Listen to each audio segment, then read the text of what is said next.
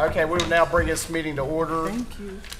First item on the agenda, again, this is a workshop. Of course, it's open to the public, but there's nothing to be voted on. There'll be no public comments. With that, we'll roll on to the first item, which is the Land Reuse Agency. And at this point, I'll turn it over to our interim city manager, Mr. Gerald. Yes, I'm glad. Thank you. Yes, I'm glad to see you. Invited several guests here. This is a very important ordinance, and we had tabled it 2 meetings ago in order to get some more information on writing this ordinance. So I have invited several guest speakers. One of them, John Butterworth. He's neighborhood planner for the city of Charleston. He actually is a land reuse person at the municipality. Also, Kristen Messenger.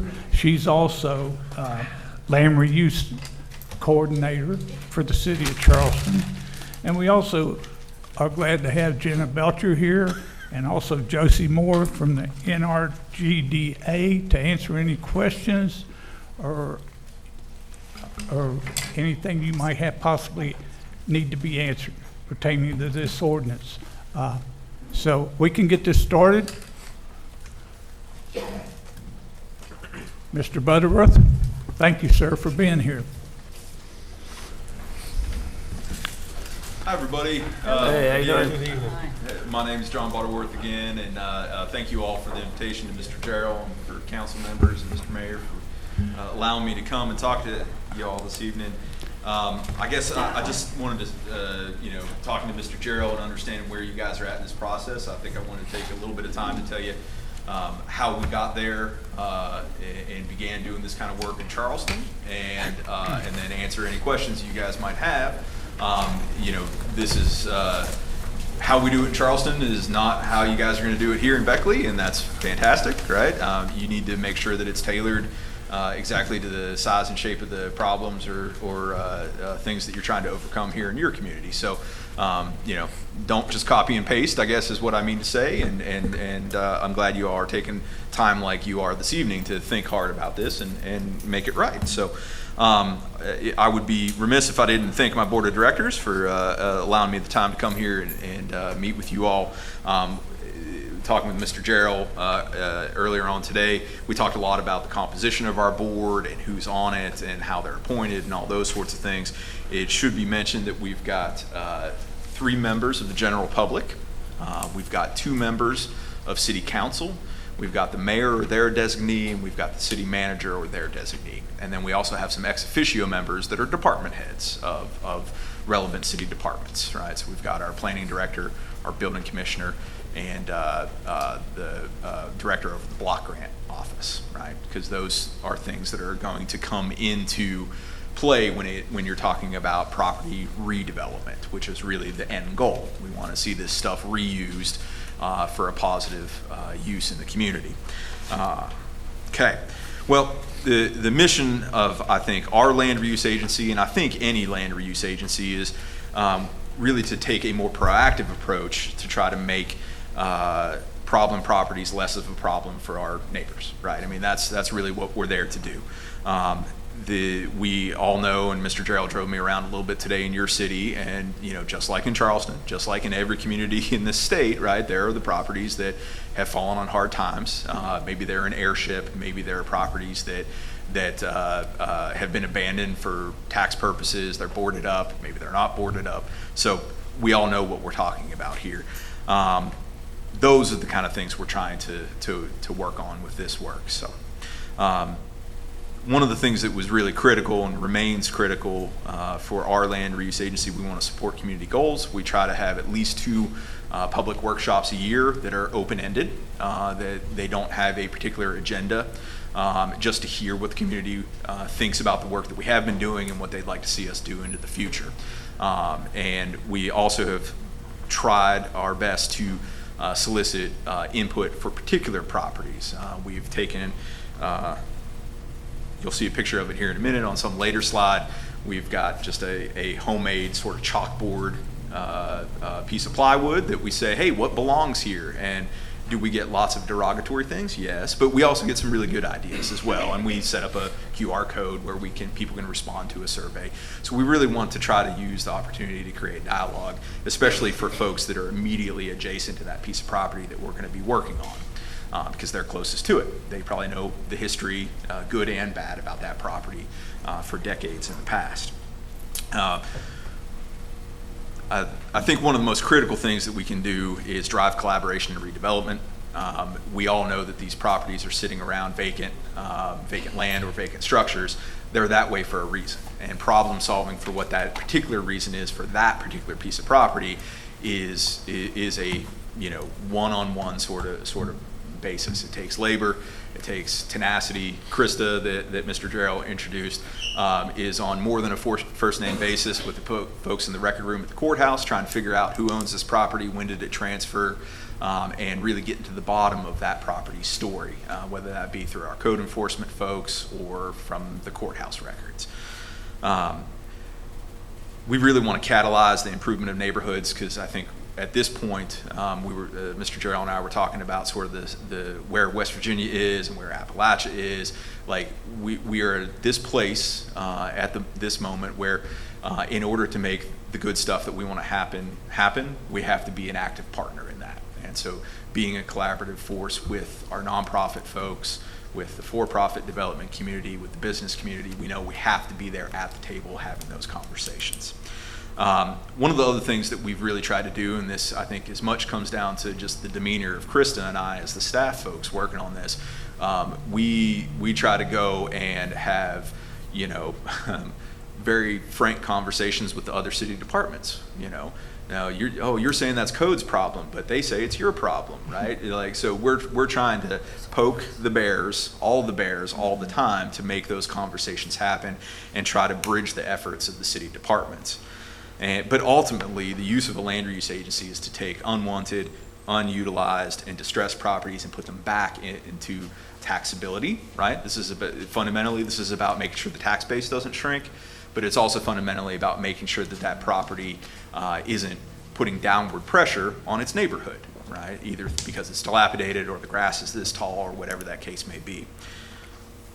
So to make all that stuff happen, those goals, the work that we get into primarily is trying to get site control of properties. Now, that's mostly through the tax delinquency process. We have bought private party sales. We have solicited lots of donations, but most of our inventory that has come from the tax delinquent sale.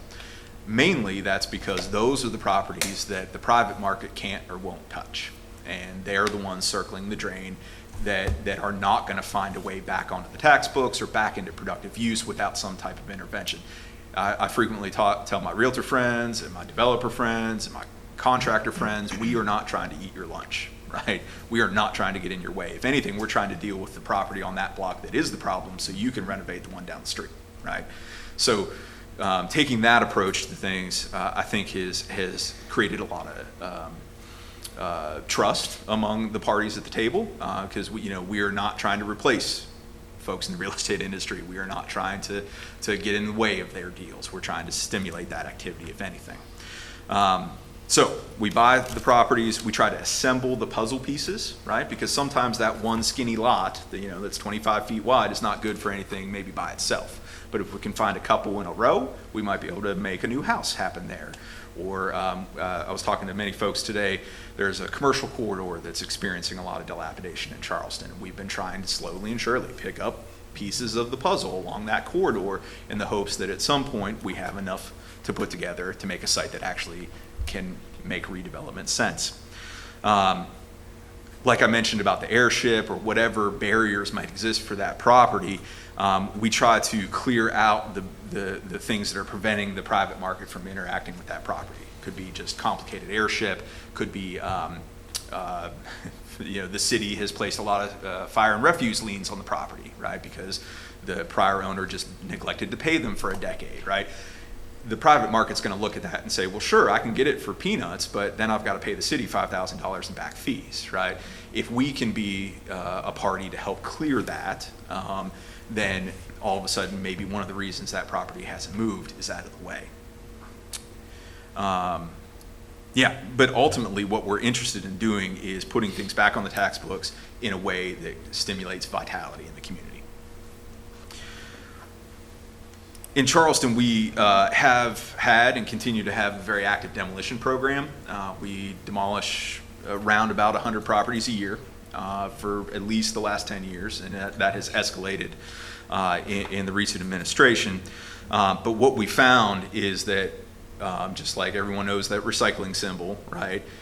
You can't complete the loop and get things back to redevelopment, in this case, without the proactive work of land reuse. Right, and so we had lots of lots that, yeah, we had removed that burned out house off of it, but that lot was still sitting there. We were still having to try to get a contractor to knock down the grass 3 times a summer, and it was still not contributing to the health of that neighborhood. So land reuse for us was really about trying to find a way to complete that cycle and get property back to where it can be redeveloped in a way. And to be clear, that redevelopment for us, or reuse, we take a very wide view of that. It could be, the next door neighbor has been mowing it for years, and, this is an opportunity for them to take over that lot and become the owner. Or we try to get new housing development, or it's adjacent to an existing city park, and this could be extra parking for it, that sort of thing. So it's not always we're just, trying to build houses or trying to, develop commercial property. It really is on a case-by-case basis.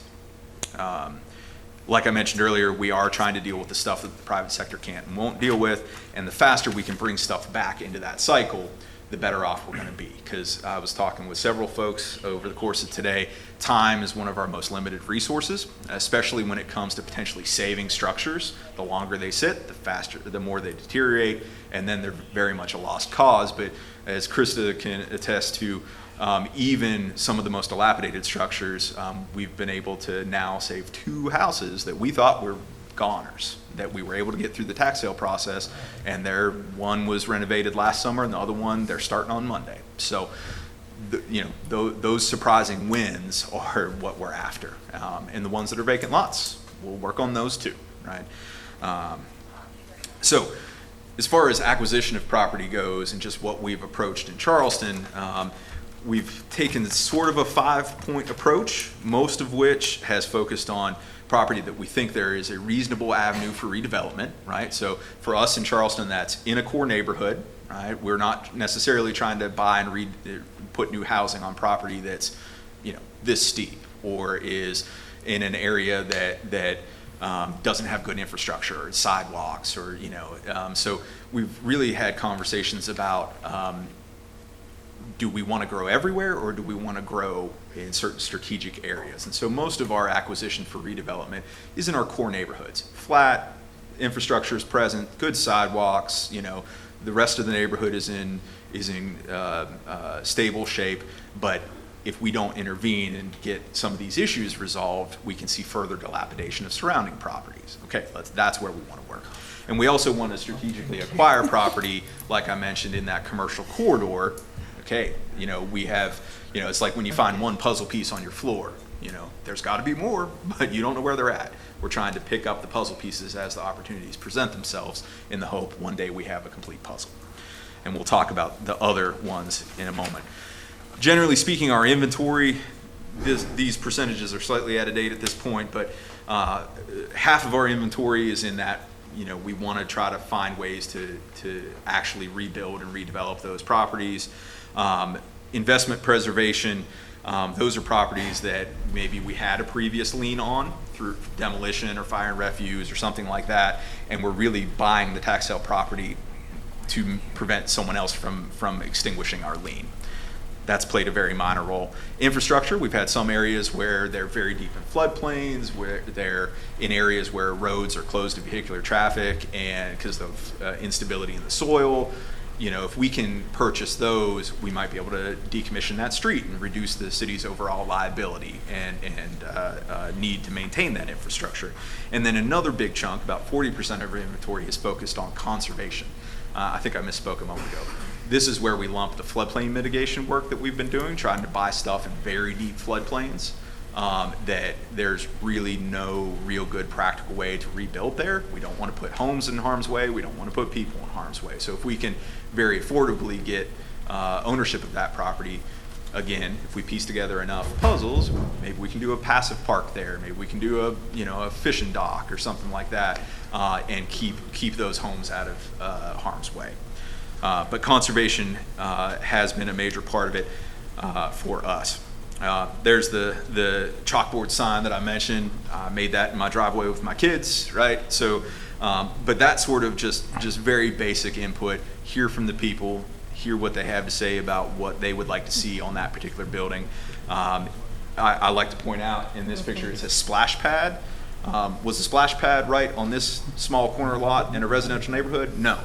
But we had a park a block and a half around the corner, and we were able to do a splash pad there, the city, not the land use agency. But that sort of input helped sort of say, hey, that's a real want and desire, and there was a grant opportunity, and one thing led to another, and we were able to make it happen. So good things.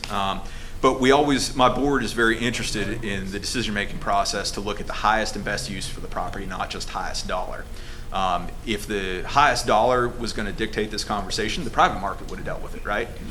These are properties that are challenged, and it is worth having the conversation about what would produce better outcomes for the neighbors, what would produce better outcomes for ongoing maintenance of this property. So it is all about outcomes for my board. And so we were talking with Mr. Jarrell, and he said, can we make money doing this? And I said, absolutely not, sir. It's so, but you can build community, right? You can deal with huge liabilities for your community, and you can prevent future liability that might be happening from a structure fire or things like that. So it's, I'm sorry, Mr. Jarrell.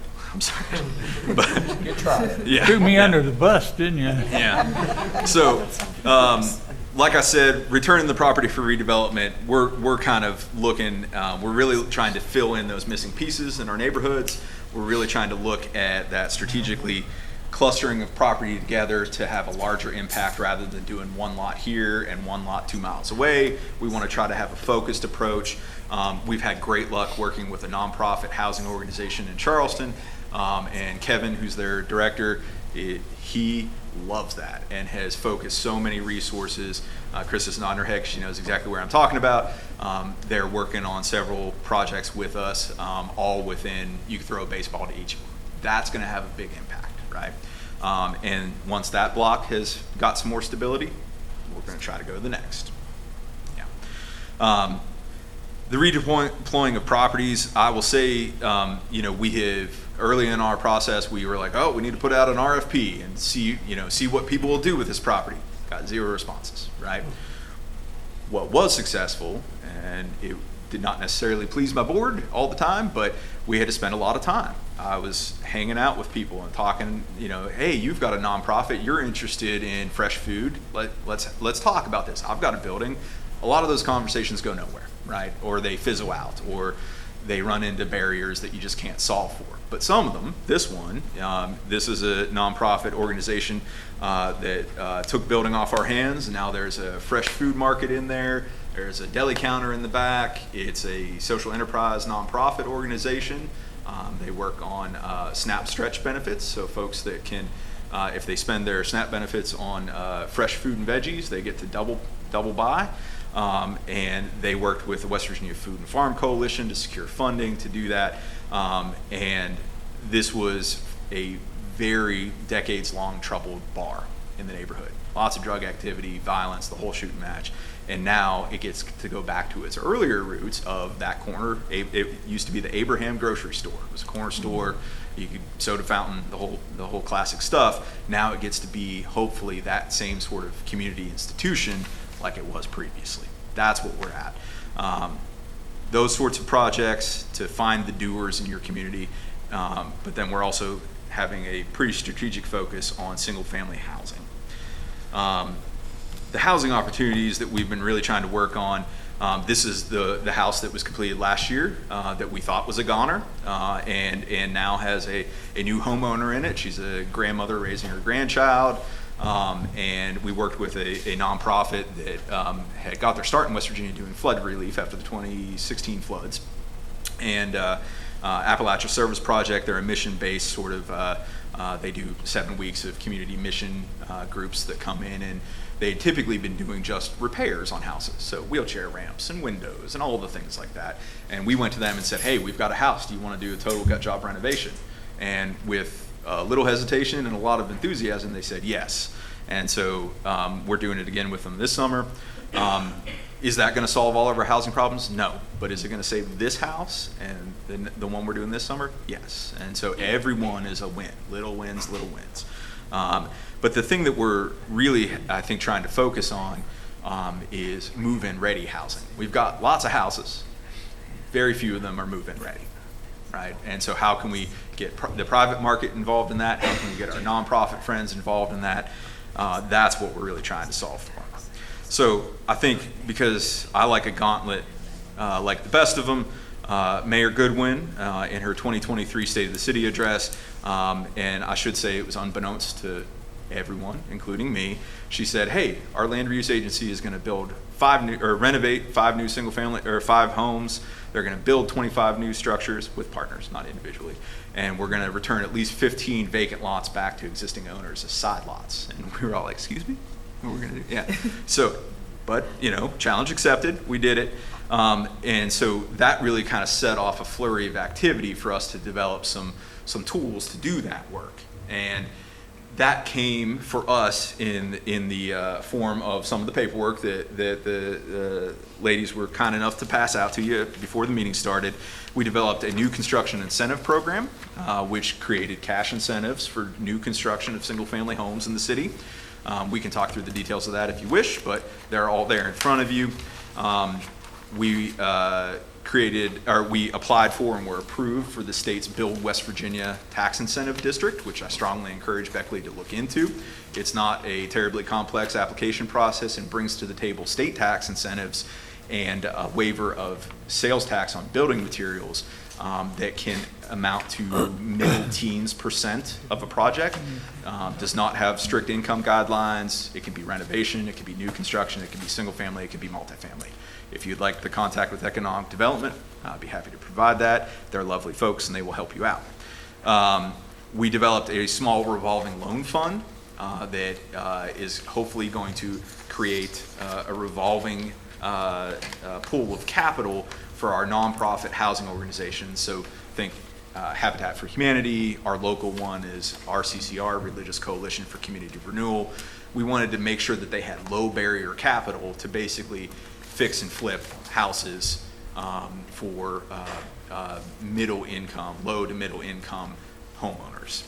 And so we have programs much like block grant funds are focused on 80% and below. Those are essential programs for low income homeowners, but we extended it slightly to be more, it can be including 80 and below, but also up to about 120% of AMI. So capturing sort of working families and that sort of thing. Our first project under that collaboration will be, it's done, but the way that program works is after sale, any proceeds above the initial loan amount gets split 80% to the nonprofit and 20% back to the fund. So hopefully we're able to maintain enough funding to continue that money doing good work in our community. And also it creates a little bit of sort of entrepreneurship for our nonprofit folks to say, hey, we're going to do a good job, and if we make some money on this project, we get to plug that back into the programming. So create some good incentives there. Krista has been running our side lot program for about the last year and a half, and we're almost to 20 lots back to existing homeowners, and those are folks that were probably mowing that grass for 20 years anyway, right? But now we can actually provide them ownership. If they want to put up a swing set or above ground swimming pool for their kids or grandkids, great, right? Now they can actually have ownership of that piece of property in the neighborhood that they had just been considering a liability for years. We really are, like I mentioned, trying to create partnerships with our nonprofit friends and create collaboration with our for-profit developers. The new construction incentive program, we were able to fund a total of 24 projects under that, 2 of which were nonprofit, the rest were for-profit builders.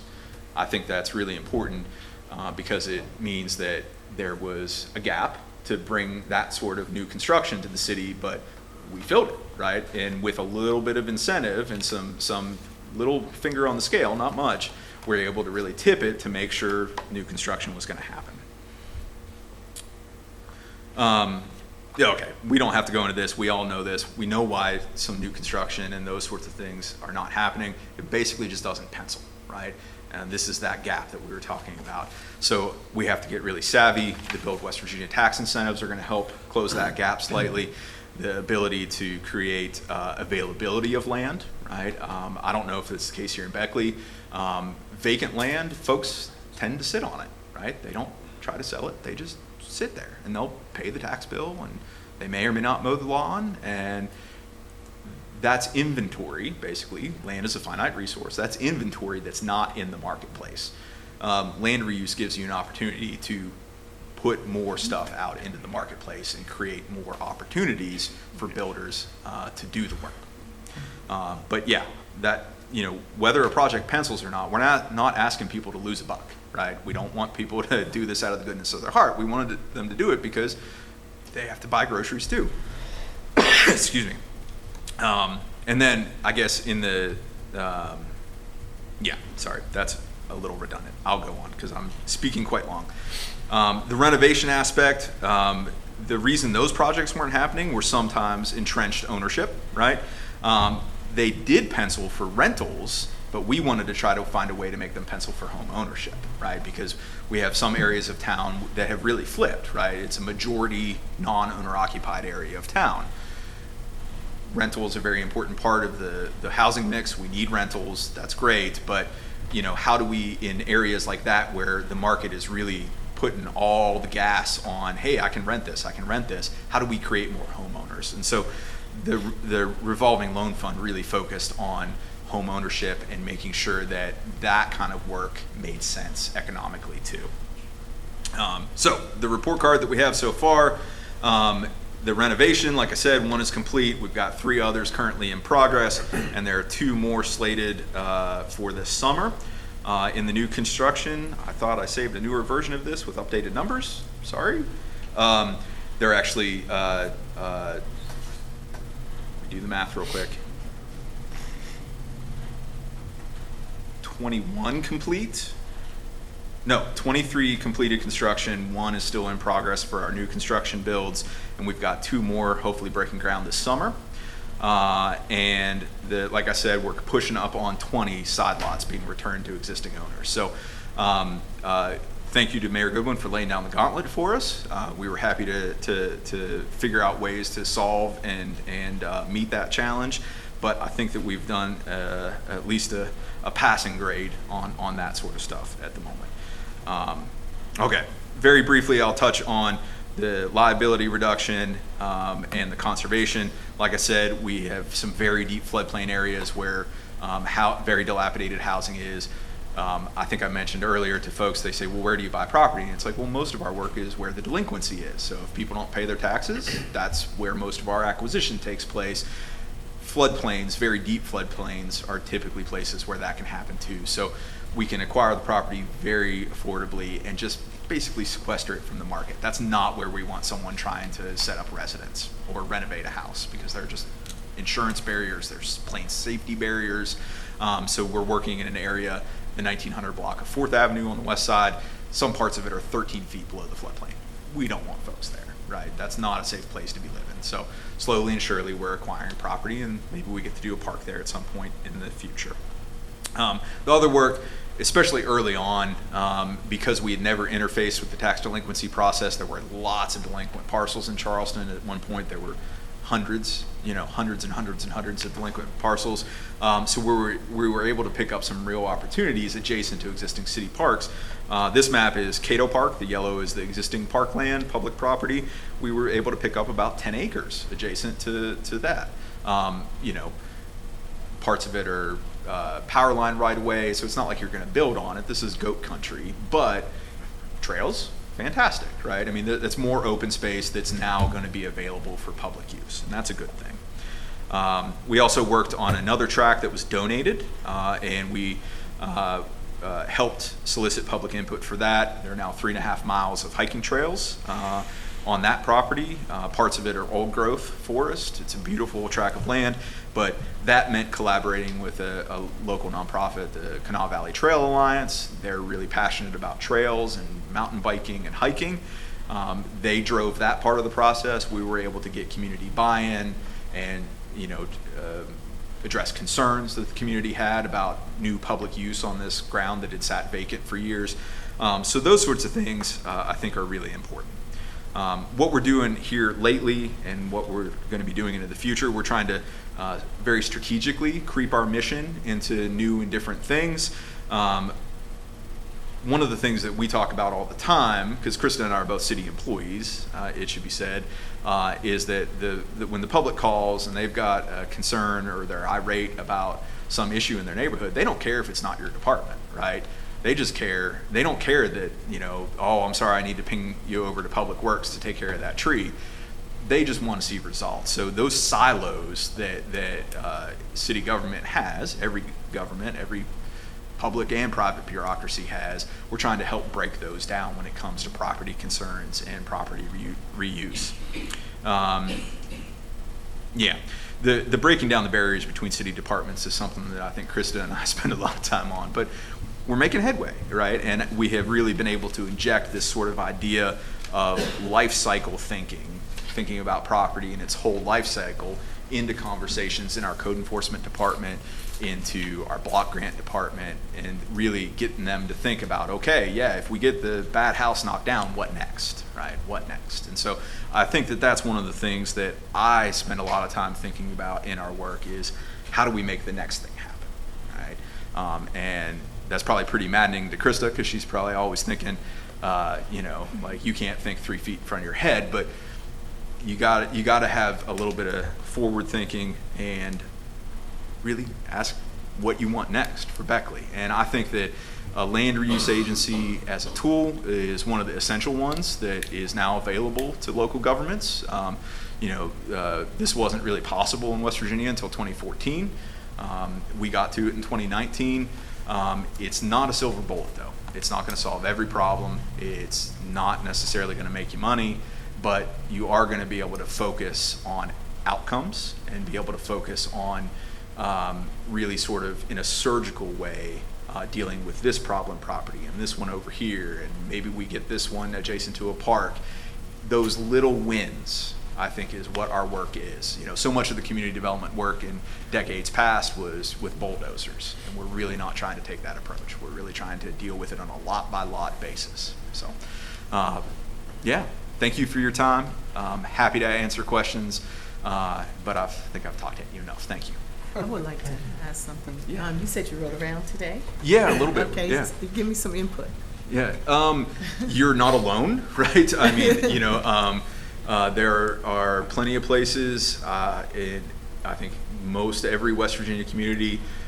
That's one of the things. One of the other sheets, I forgot to mention this, is the red and white one that's sitting there. Yep. And so serving as chair of the Abandoned Properties Coalition, which is a nonprofit advocacy group. And we've advocated at the legislature and elsewhere. Delegate Roop is here. I think we've probably spoken at him several times in different capacities. But we really kind of want to come up with solutions. And what we found through that work, we've got kind of a subcommittee of that group that we call the Land Reuse Team. Anybody is very welcome to, there's once a month Zoom calls. We try to keep them very, very short to an hour. But we have really been able to have conversations with little places like Moundsville and Beach Bottom. Beach Bottom is a village of 300 people, right? But they're on those calls because they've got problem properties. Now, they may only have 3, right? Whereas in Charleston, I've got hundreds. But, the experience and the barriers, I think, are very much the same. Okay. Yeah. Yes, sir. Couple quick questions. Yes, sir. How many employees do you have in your agency? So right now, I've been more or less a full-time city employee devoted to the Land Reuse Agency since 2019. Going on 2 years ago, they hired on Krista as a coordinator, and so right now the two of us spend our full time working on these sorts of things. Yeah. How much money does Charleston dedicate to this agency? So it's our funding has been one-time funds. We don't have any recurring budgetary line items or anything So like. they don't budget, you're not a line item budget. We are not a line item in the budget. The original work of the agency was initially capitalized with funds from a legal settlement, the 2014 water crisis. Some of those funds were allocated by City Council to the Land Use Agency, and that kept us working through the initial years of just trying to acquire inventory, right, through the delinquent tax sale process. Then when American Rescue Plan funds were allocated, City Council allocated money to the Land Use Agency from that work. And that is what let us develop those incentive programs in the revolving loan fund. That's what let us hire on Krista. And then just recently, a few months ago, we got another infusion of unassigned fund balance from City Council which will probably help us work for the next couple of years. Yeah, so, yeah. And you can purchase property, not just tax sale, you can receive it from gifts, but can you go to the courthouse steps and purchase property?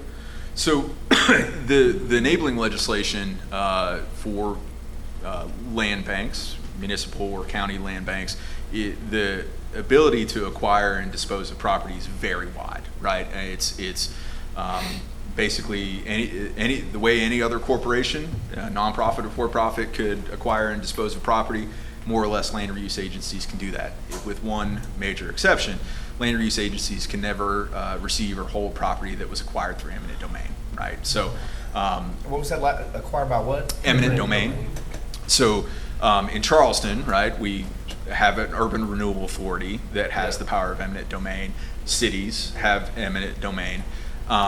If that is used to acquire a property, the land use agency can't touch it. And in some ways, that's an acknowledgement of the ways eminent domain might have been used or abused in the past, right, through urban renewal activities and, slum and blight removal, all that sort of stuff. Yeah, yeah. But the ability we've bought properties through private party auctions. We've bought it just from individuals that were, reached out to us and said, I really don't want this property, and okay, we come to a modest agreement to buy the property. So pretty much any way you can horse trade, an LRA can do it. But the vast majority of our inventory has been through the delinquent tax sale process.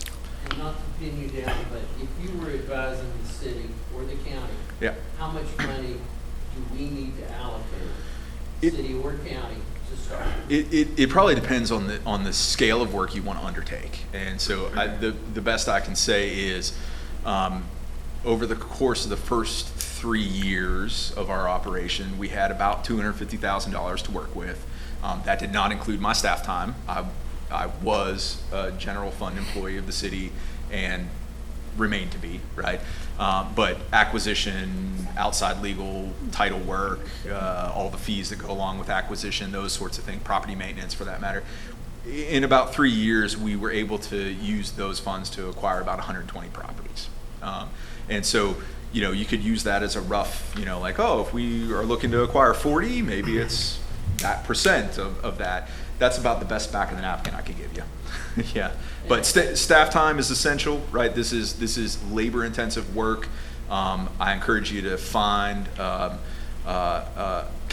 legal counsel that can really do the sort of title work that I'm sure you're very familiar with, Delegate Roop, to do those interested party searches, to follow up, find those owners, they deserve due process, right? Absolutely, and we always say that. And if we hear from a property owner and they're going to redeem the property, great, right? We don't want delinquent property. We want owners to come forward, but if they're not going to, we need to get involved. Yeah. John, I got a question. Yes, sir. All the houses you was renovating and building, was that part of your HOPR?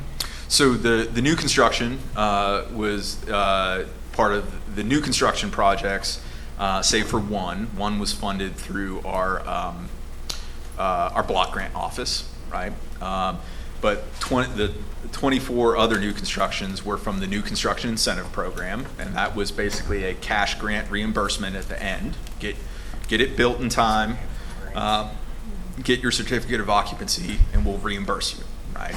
And so that yielded us that investment of, I think it's $970,000, yielded us 24 new single-family units, right?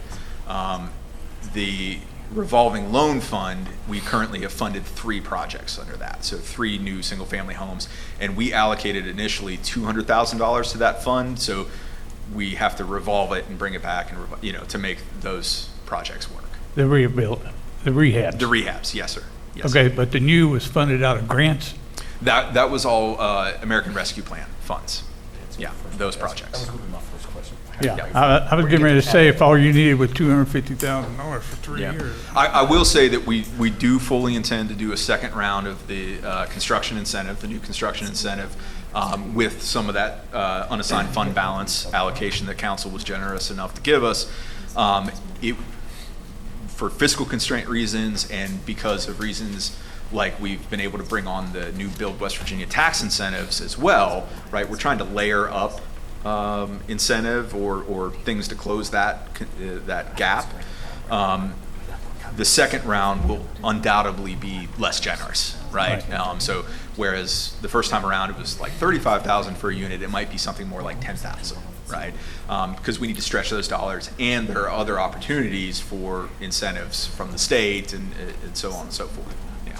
And we also discussed, it would be a year or two before you'd even see any advantage Yeah. after you pass the ordinance. Yeah, one of the first conversations I had with our mayor, and I said, Mayor, it's going to be a couple years before we put some points on the board, because the arc to get to acquisition in the tax sale process Is a year. back then was at least 18 months, and now it's maybe more like a year or so.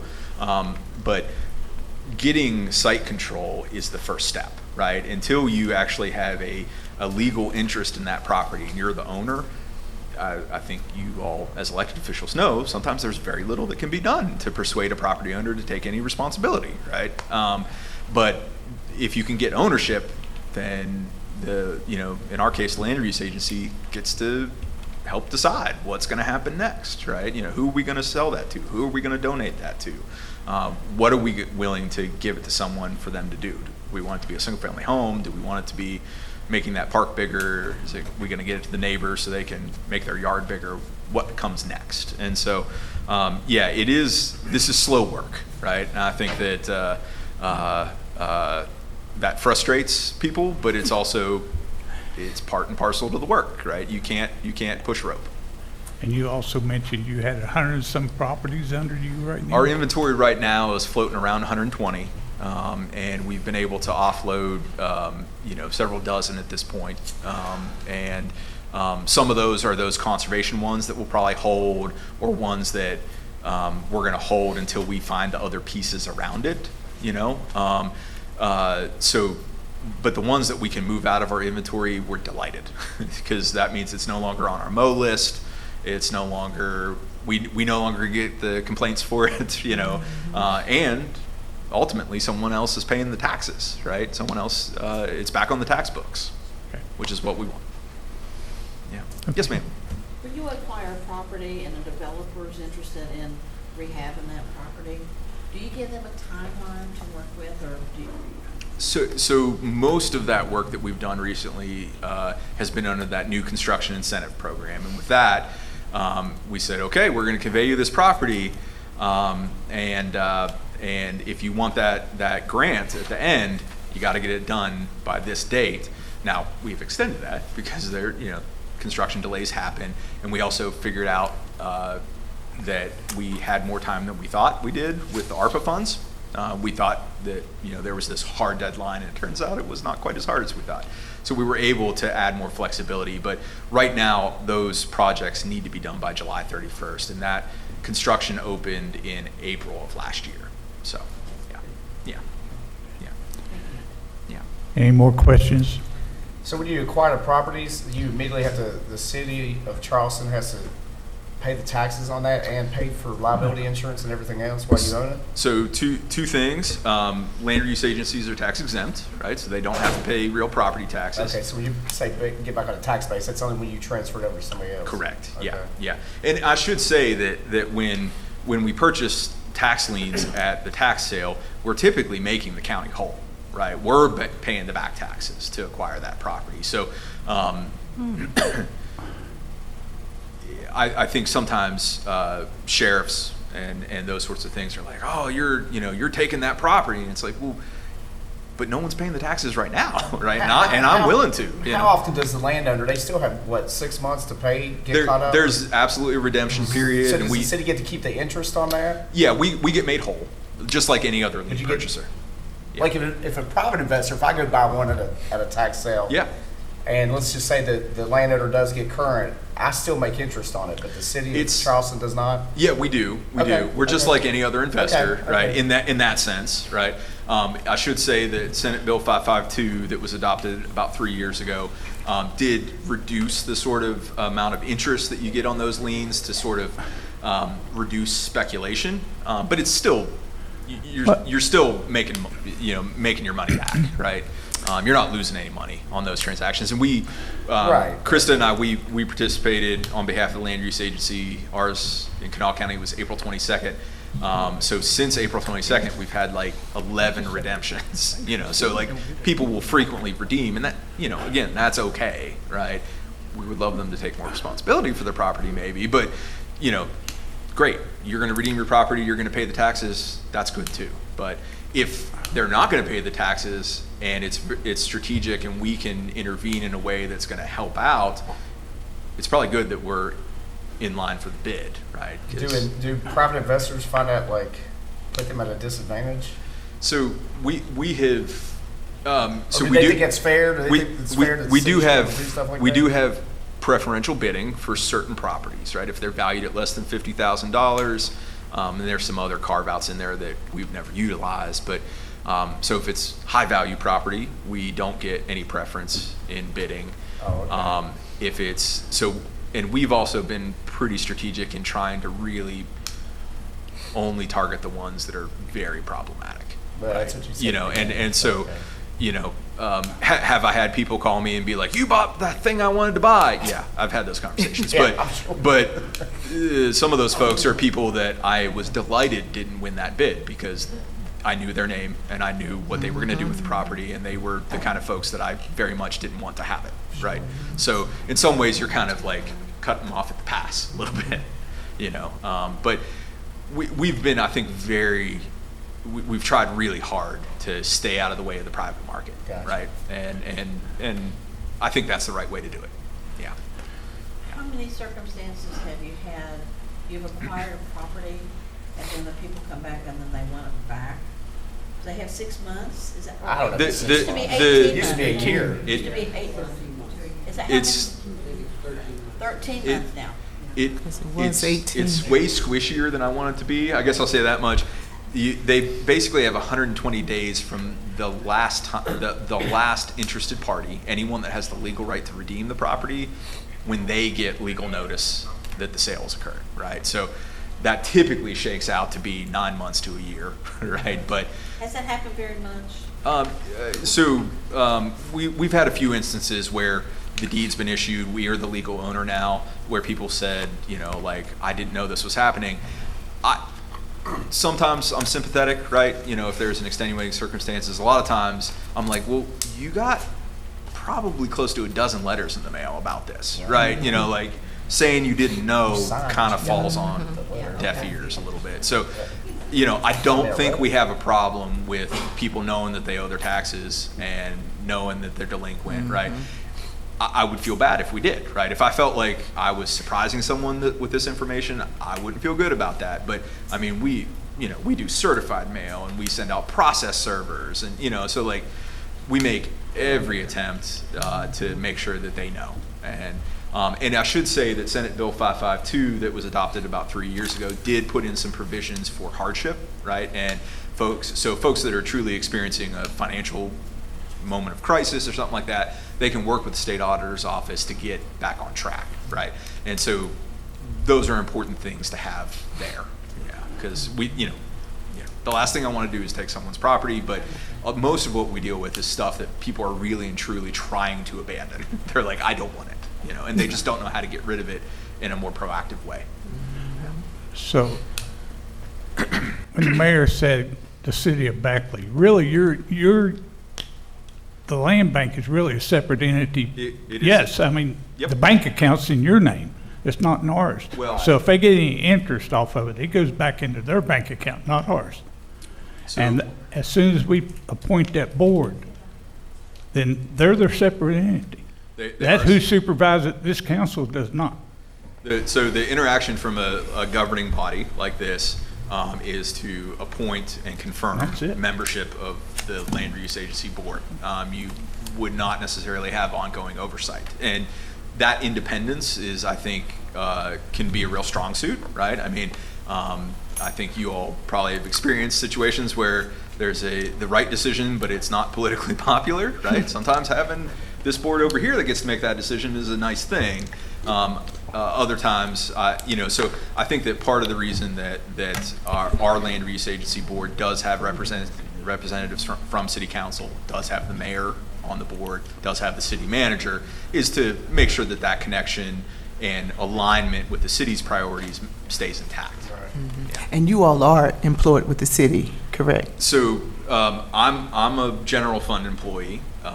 Krista is there. We have a memorandum of understanding between the city and the Land Reuse Agency, because they're two separate legal entities, where the Land Reuse Agency reimburses the city for her employment. But ultimately, right now, basically all of our revenue has come from the city. So it's a little circular, but at some point, yes. I mean, We're a funding mechanism. yeah. So, yeah. Sorry, it's a lot of No nuance. questions? that's good. Thank you, John. Yeah, thank you. I all very appreciate much. you and Kristen coming up. Thank you.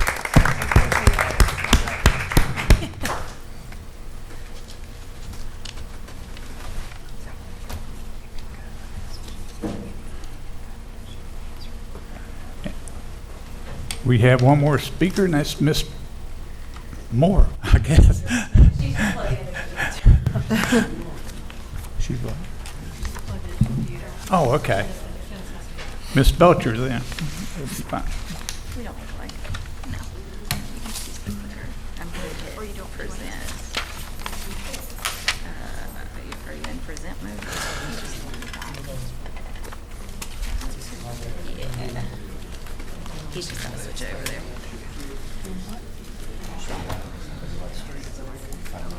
It's fine. I just use this.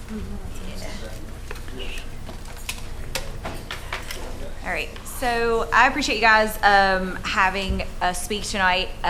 So obviously, a lot of what you hear in this presentation is some of what John has also said. But I think if you didn't get anything out of both of our presentations tonight, it's that the Land Reuse Agency and the land banking environment in West Virginia is really a collaborative.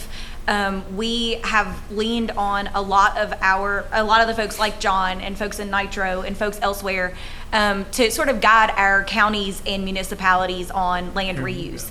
And so, our each of our counties in NRG RDA's footprint are exploring a land reuse agency.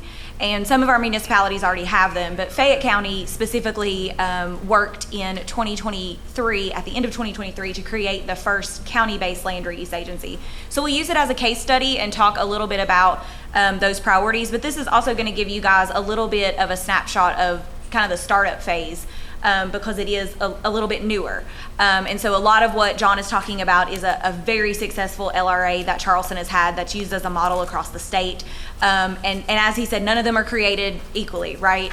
We all have our different priorities, but we're all in it for the same reason. We want to make sure that we put these properties back into productive reuse and that we mitigate safety issues that in these communities. So right now, Fayette County has the most active land reuse agency and the state's first county-based land reuse agency. Summers County is exploring the creation of a land reuse agency, but the town of Hinton does have one. They've had one for quite some time.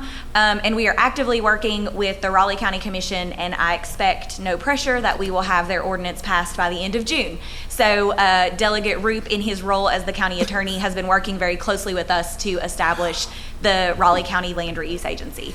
Additionally, we are working in Nicholas County. I think the commission there will tell you it's a little bit slower, but we are looking at some proactive steps to get to the point of an LRA. So our goal is to have a regional approach to land reuse and serve as the economic development entity that helps put these properties back into productive reuse. So some of these things I'll kind of skip through because they're things that John already mentioned, but I do want to kind of spend some time on the case study with Fayette County so that you guys can kind of see that startup and what that looked like from their perspective. So again, John mentioned previously that we kind of use the term land bank and LRA interchangeably, but land banks are there are multiple types of land banks, and so URAs and LRAs are both land reuse agencies, and development authorities are as well. And so in this particular instance, we're talking about a land reuse agency rather than an urban renewal authority. So I did just want to kind of make note of this because they're often used interchangeably, but we're talking about a land reuse agency for the purpose of land banking today. So when we talk about just kind of setting the stage, a lot of what John talked about was spot on. What is the need for land reuse? We really focus on it for some of our brownfield sites. How do we get those back into productive reuse while we're remediating them and while we're assessing them, and what is the long-term vision for their reuse? We also look at this from a industrial perspective, looking at properties that are vacant and underutilized industrial sites that could be housed in the land reuse agency, as well as really just focusing on properties that pose a threat to the community aesthetic, safety, property values, those sorts of things. Economic development entities specifically take note that the brownfield sites always require remediation before redevelopment. And anyone that knows the city of Beckley obviously knows this well.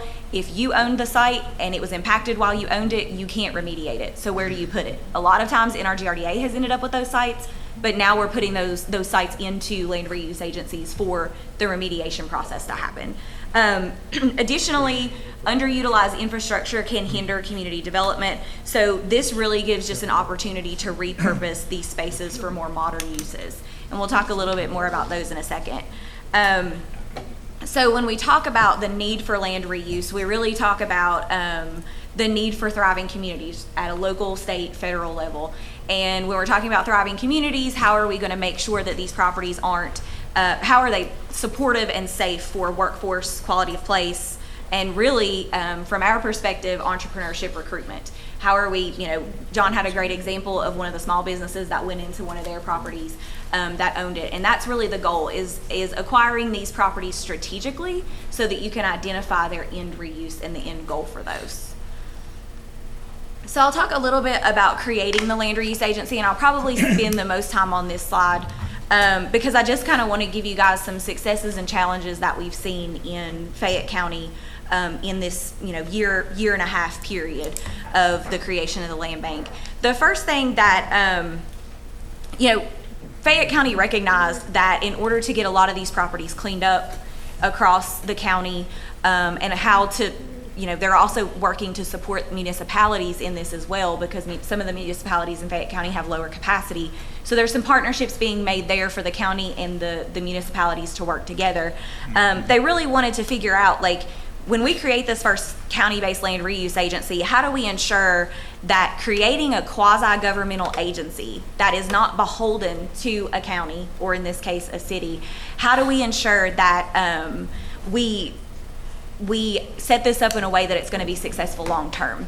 And that was really the board creation. So when they were looking for their board members in Fayette County, we wanted to focus on folks with development and redevelopment backgrounds, folks that had a lot of public knowledge, who is out and understands the communities that we live in. They also wanted to understand the geographic balance. A lot of times when we look at this from just a city's perspective or one part of the community's perspective, we're not balancing the need across a larger area. So really looking at the geographic balance. And then the biggest thing for their board member was the public tax sale understanding. Who was going to be the vital participant in understanding that public tax sale process, because we were going to acquire most of our properties that way. And so happy to talk about the members of the Fayette County LRA, but it really is a strong group of both developers and the assessor is on the board, the county assessor is on the board as well, but then also the economic development entity is represented on the board, and we also have folks in the recreation industry that are on the board as well. So the next thing was the passing of the ordinance. And so there's a lot of rationale in Fayette County for the bylaws to be included in the ordinance, and I want to explain why. So when a lot of communities and counties have passed these ordinances, it is simply for the creation of the land reuse agency, which absolutely gets the job done. However, Fayette County was very strategic in including their bylaws in the ordinance for a couple reasons. One was because, as John mentioned, and we kind of realized towards the end of his presentation, this is a quasi-governmental agency. The goal is for this entity to operate independently. And so because of that, you all are creating it. And so this board now is responsible for moving forward this LRA in a way that is collaborative and conducive with the city council's desires. You are all elected officials.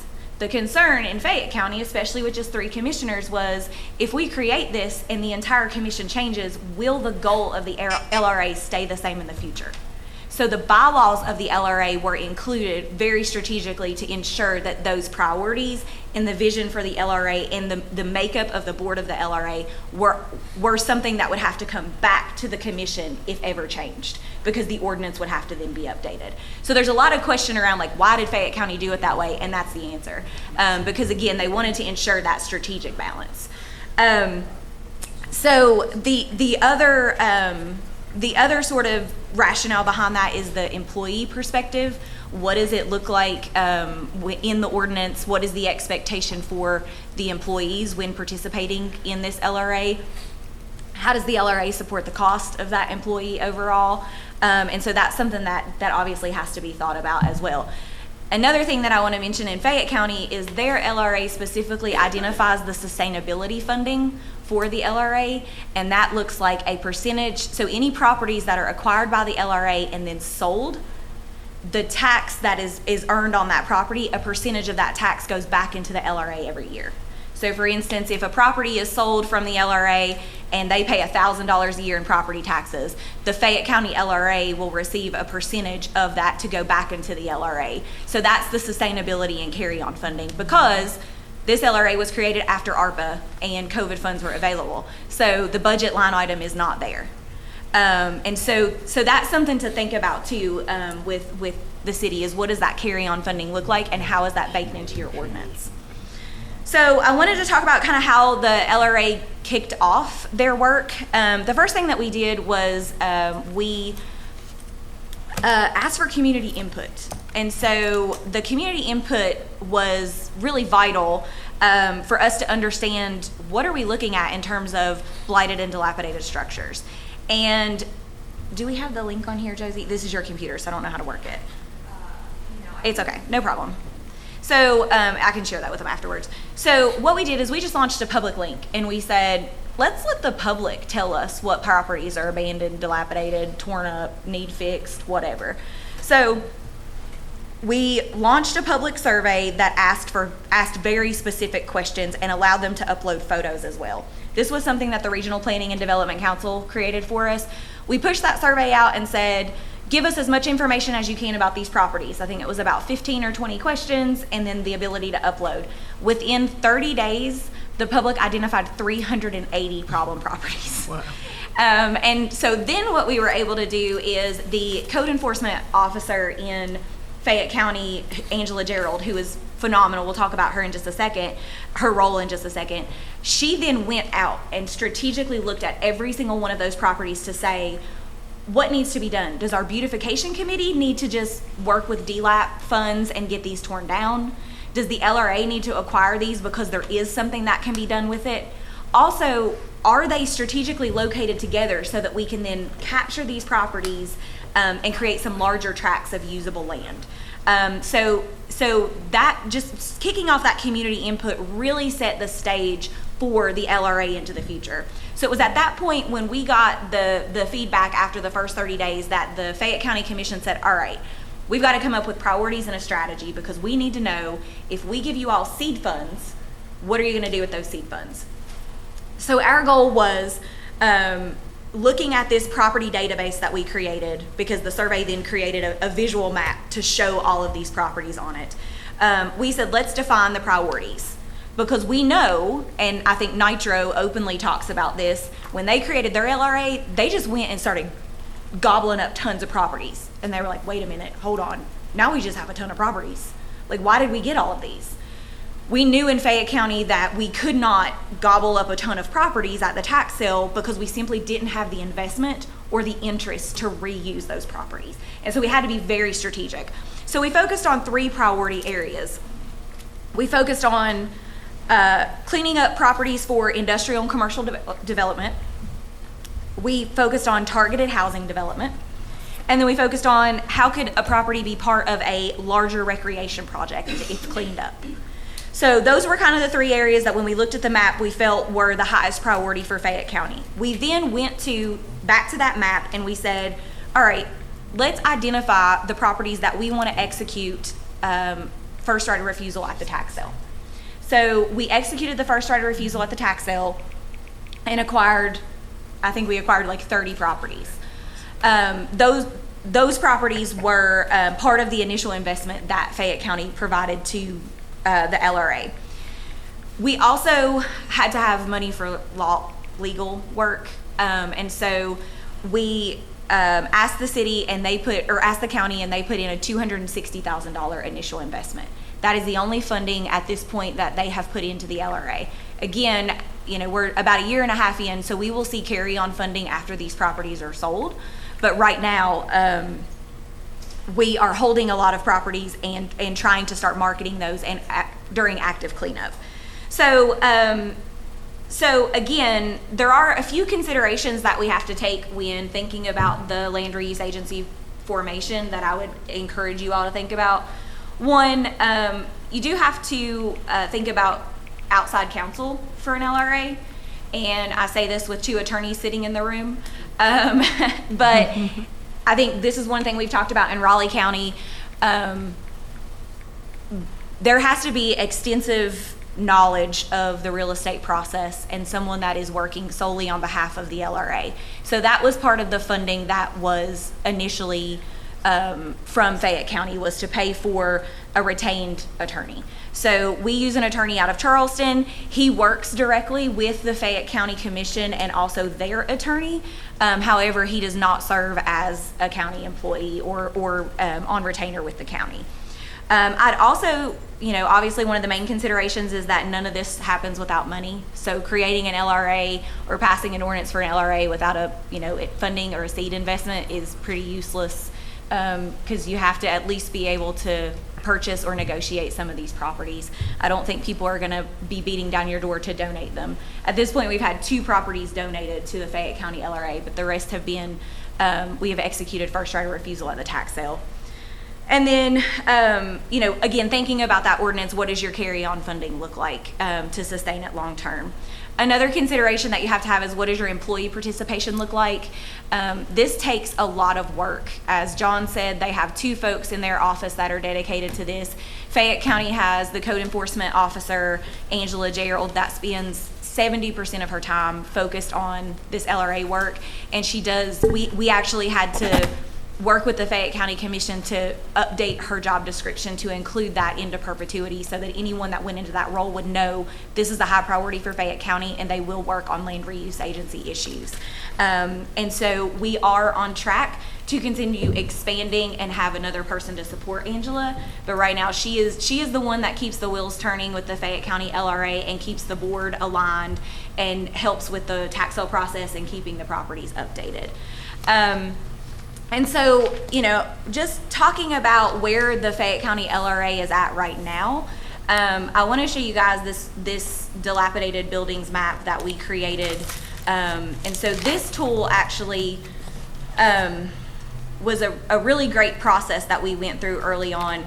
So in addition to having those publicly identified problem properties, we engaged an engineering firm to come in and do a comprehensive map of properties focused on recreation use potential, focused on the housing potential, and then focused on industrial and commercial sites. So this is a pretty comprehensive map that can be scaled down based on the filters that are included.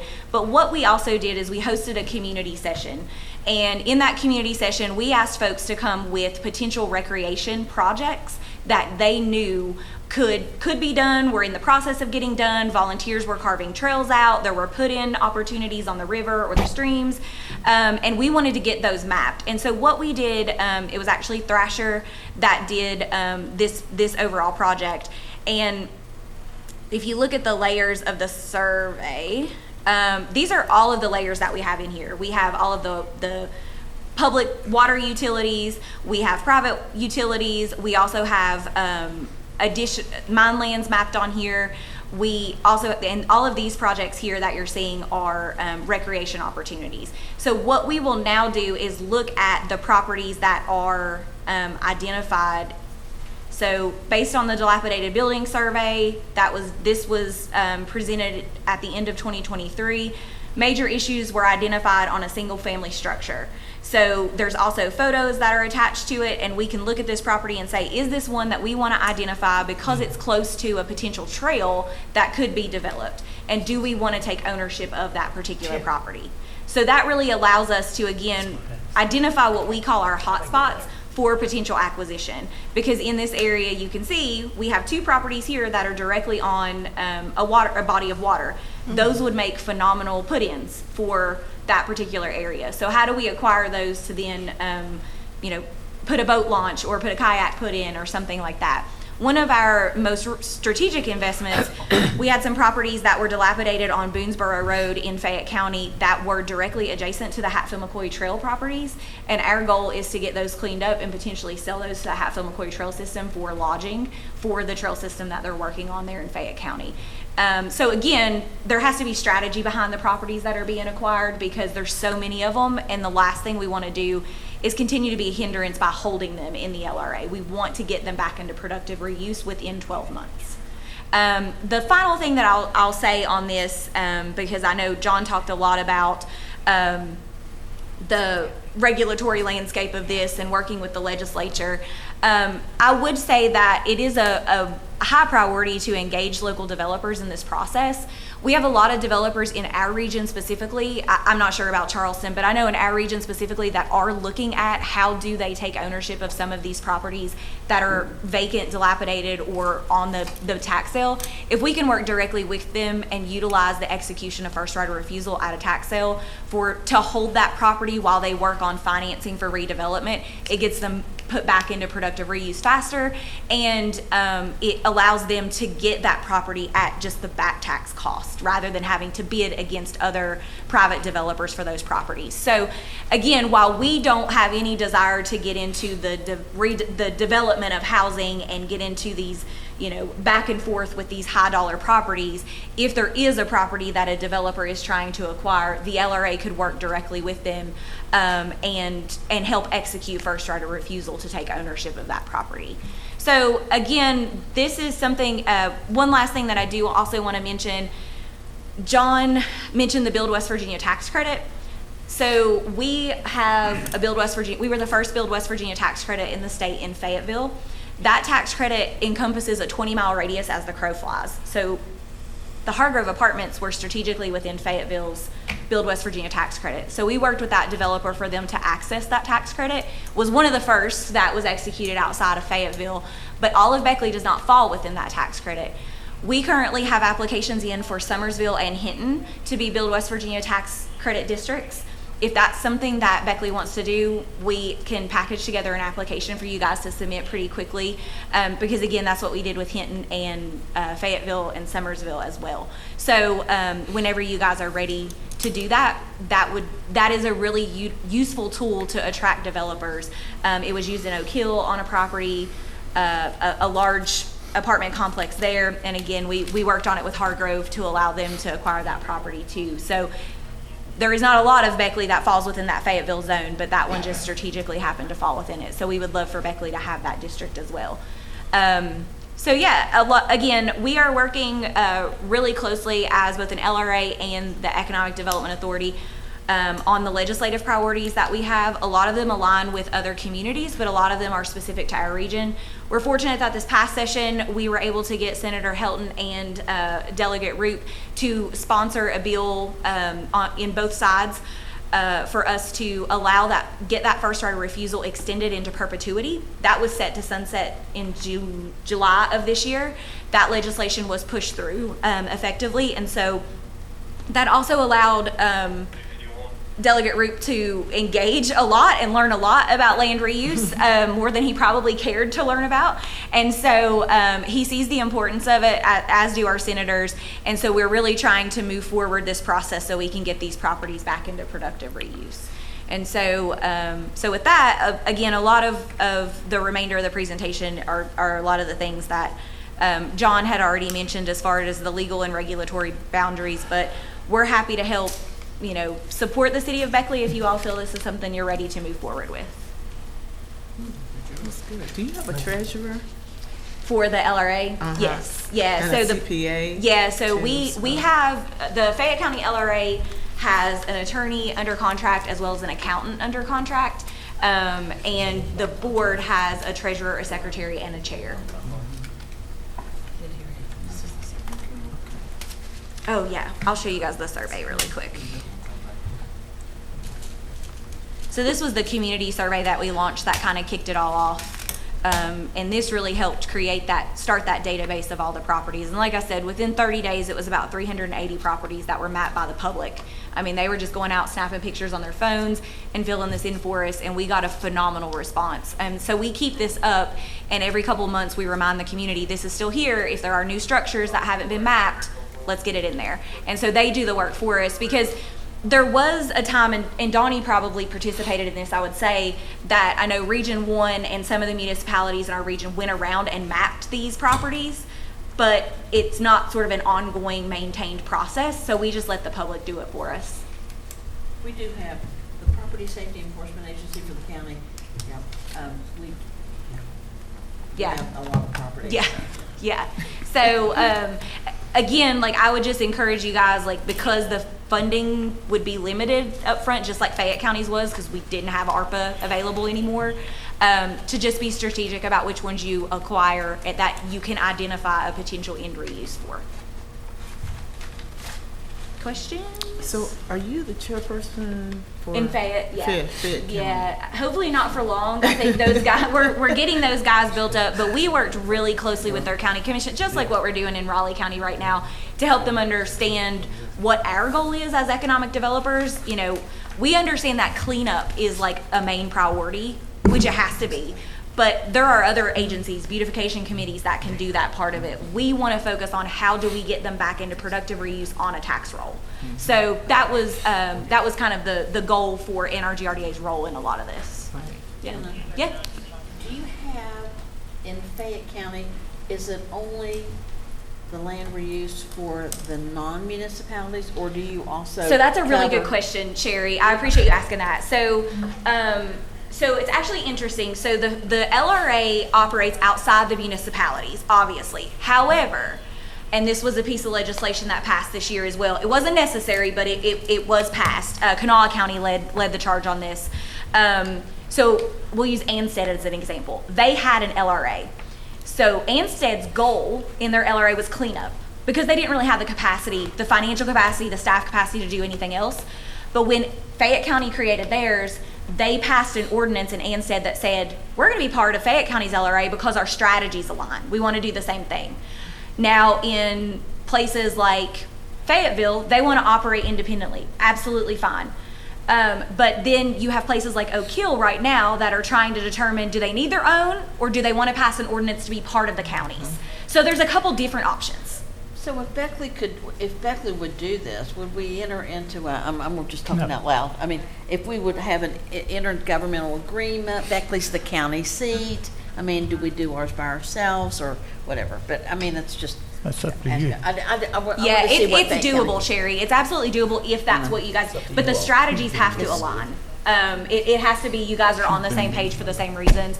And the big reason behind it is capacity. Just the more resources that you share, the better, but that would be a city and county decision, but it can be done. So, You plan on passing yours by the end of June? I'll tell you. we're not gonna let him not pass it by the end of June. It has already been written, and we're at second draft now. And so, but our biggest problem or issue right now is putting the people in the appointed places. Right. You can't pass it just by saying county commission, and that's the way I have it. So now we're going back and say, okay, which commissioner's gonna be here? Which, the assessor's gonna be on? Which member of her board is gonna be on? So That has to be you've gotta have that, and then we can pass it. And the But I've community, been told it'll be before July 1. And when when it is done, we can address the ones that are already on our list, that we're already addressing, that's on You're our, talking about the county. the Yes. counties, Yeah, the we- county. yeah, You all would have to decide if you want to be part of the counties or be separate. Right, Mr. Gerald? so in Dunbar, I'll give you an example in Kanawha County right now, and this was why the MOU, they were working under an MOU, but they asked for legislation to be passed. Dunbar was a perfect example that Dunbar didn't have the capacity or the finances to get Dunbar cleaned up.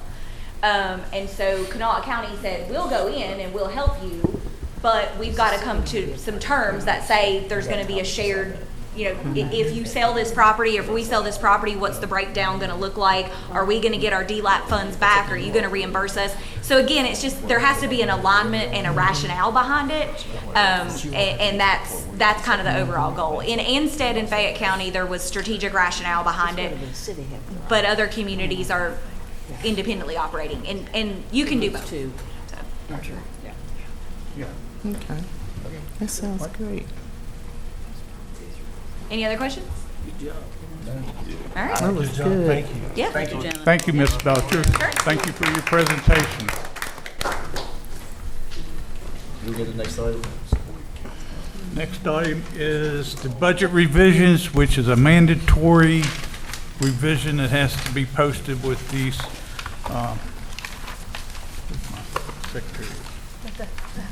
State Auditor's Office. State Auditor's Office by June the 13th. It will be presented to you on council June the 10th for approval. If you or any of the other council members has any question about this, you can call my office, come by, and I'll be glad to answer any questions you have pertaining to this budget. How's that? Are you sure you want to answer all those, Phil? Beg your pardon? Yes, I'll ma'am. answer if he does. Hey, she'll answer it if I can. How's that? But I'll be glad to meet with each and every one of you, or the maximum I can meet with is 2 at a time, so if Can you I want just to come go 2 at a back? time, it's great. Can I just go back and ask a question? I'm sorry, with the land banks. Sure. Can any of the opioid funds be used, donated for? That's a question I had the other day. I'd have to go back and read the regulations on that, Okay. but I don't think they possibly could. Okay, well, just review it and let me know. Oh, Go ahead, Mr. Rude. I think it's all in the way that you that it's written. Right. So, I don't want to say you can't, because I think you Well, there's a possibility you could, but if the properties are for housing or something to that effect is possibly, that is possible. Yes. what you're trying to do is rid the area of Right. opioid use. And so, yes, you could. I mean, if you have active drug use in these abandoned properties, you absolutely can rationalize. Yes. If that's a strategic priority. That's great. I believe Donald Morgan can attest to a lot of the abandoned properties, especially in 5 and Ward 3, have been due to a lot of drug use in those abandoned properties and causing a fire. I can get the Attorney General's opinion on it. I can definitely get that. So I don't want to say yay or nay right now. Well, You again, know, that- Delegate Roop said it's all about how it's worded. But I can certainly get the Attorney General's opinion. All right, I'm not going appreciate to it. spend Thank that you. money unless I got their opinion. Thank you. Yes, ma'am.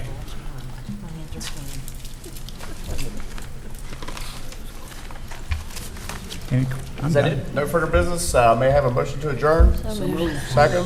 Second. Second. Thank you.